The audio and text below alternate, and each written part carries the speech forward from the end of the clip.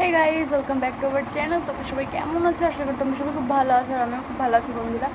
তো সকাল সকাল উঠে সব কাজবাজ কমপ্লিট রোজকার মতন। আর আজকে আমি একা না, আমার সাথে আছে আমার ভাই।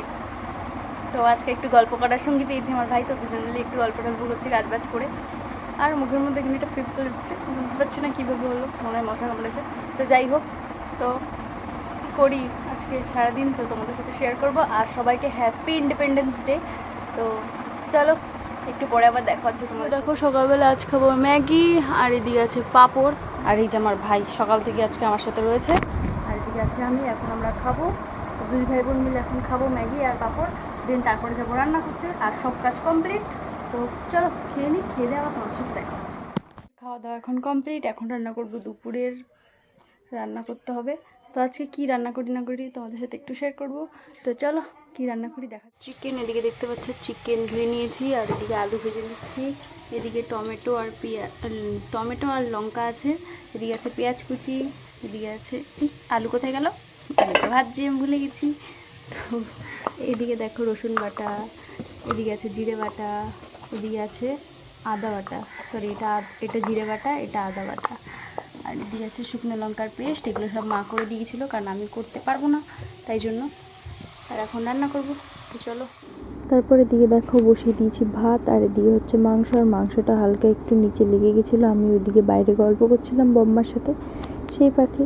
তো আমি ঠিক মনেও ছিল না আমার যে আমি রান্না করছি। তো যাই হোক, তারপরে এদিকে দেখো ভাতটা প্রায় প্রায় হয়ে গেছে, এখন এটাকে নামিয়ে দেবো।